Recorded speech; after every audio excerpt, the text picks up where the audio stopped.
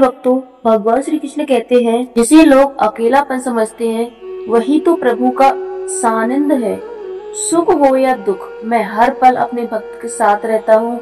गाँव में अरुण का जीवन कैसे व्यतीत होता है, आइए जानते हैं। बहुत समय पहले की तलहटी में बसे एक छोटे से गांव में सत्यपुर में अरुण नाम का एक युवक रहता था। गांव हरे भरे जंगल से घिरा था। सुबह पहाड़ों से निकले धूप जीवन की जब गांव की झोपड़ियों पर पड़ती तो ऐसा लगता जैसे धरती पर उतर आया हो। अरुण का घर साधारण था।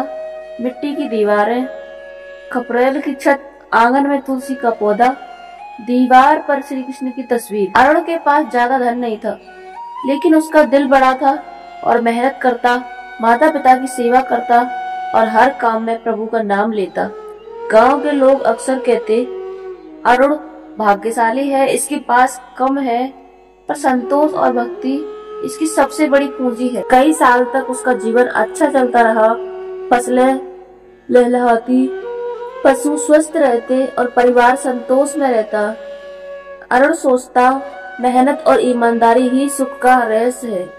लेकिन प्रिय साथियों, यही सबसे बड़ी भूल होती है, क्योंकि हम यह मान लेते हैं कि सब हमारी मेहनत से है, जबकि सच यह है कि प्रभु ही अक्सर और बख्शक्ति देते हैं। एक साल गांव में अजीब घटनाएं शुरू हुई। पहले असम में आंधी तूफान आया और अरुण की फसल बर्बाद हो गई। उसने सोचा कोई बात नहीं, अगली बार और मेहनत करूंगा। लेकिन अगले ही साल भयंकर सूखा पड़ा। कुएं सूख गए, तालाबों में दरारें पड़ गई, खेत बंजर हो गए। अरुण के घर में अन्न का संकट खड़ा हो गया। माता पिता भूखे सोने लगे। अरुण रात भर जागकर सोचता, हे प्रभु, मैं इतना कष्ट क्यों झेल रहा हूँ? मैंने तो कभी किसी का बुरा नहीं किया। गांव के लोग धीरे धीरे अरुण से दूर होने लगे। कुछ लोग ताने देने लगे। लगता है अरुण पर भगवान ने कृपा छोड़ दी। एक रात अरुण अकेला मंदिर गया। वह श्री कृष्ण की तस्वीर के सामने बैठ गया और फूट फूट कर रोने लगा।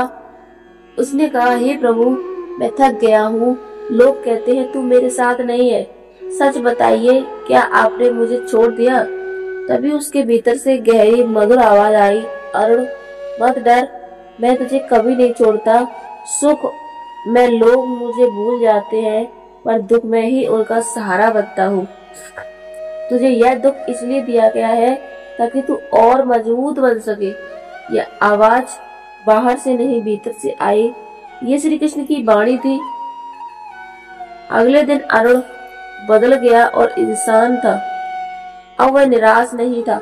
उसने ठान लिया, मैं हार नहीं मानूंगा, क्योंकि कृष्ण मेरे साथ है। उसने फिर से खेत जोते, बीज बोए, मिट्टी तैयार की। गांव वाले हंसते, पागल हो गया है, यहाँ पानी नहीं है, कुछ नहीं उगेगा। लेकिन अरुण मुस्कुराकर कहता, जब प्रभु साथ हो तब असंभव भी संभव है। धीरे धीरे मौसम बदल आए। पहले हल्की बूंदें पड़ी, फिर झमझमाहट बारिश हुई। धरती हरी हो गई। अरुण के खेतों में ऐसी फसल हुई जैसे कभी नहीं हुई। अनाज घर में आया। अरुण की माँ ने आंसू भरी आंखों से कहा, बेटा, अब समझ आया, सुख हमें अहंकार बनाता है और दुख हमें प्रभु के चरणों में झुकाता है। दुख कोई सजा नहीं है, बल्कि ईश्वर की योजना है। वह हमें तोड़ते नहीं बल्कि गढ़ते हैं। अरुण ने सिर झुका लिया। उसे समझ आ गया कि दुख ही प्रभु का छुपा हुआ वरदान है। प्रिय साथियों, जरा सोचिए, अग्नि सोने को जलाती भी है और शुद्ध भी करती है।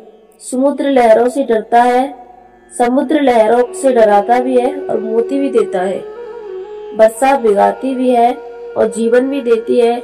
वैसे ही दुख हमें रुलाता है, पर भीतर की छुपी ताकत को बाहर लाता है। गीता में भगवान श्री कृष्ण ने अर्जुन से कहा, सुख दुख क्षण भयंकर है। जैसी सर्दी जाती रहती है, वैसे ही उन्हें सहना सीखो। सुख फूल है, दुख कांटा है, पर दोनों ही प्रभु की माला उसके मन के है। सुख हमें हंसाता है, दुख हमें झुकाता है। सुख हमें ब्रह्म में डालता है, दुख हमें प्रभु के करीब ले जाता है। जब जीवन अंधेरा लगे तो याद रखना, प्रभु वही दीपक है जो कभी बुझते नहीं।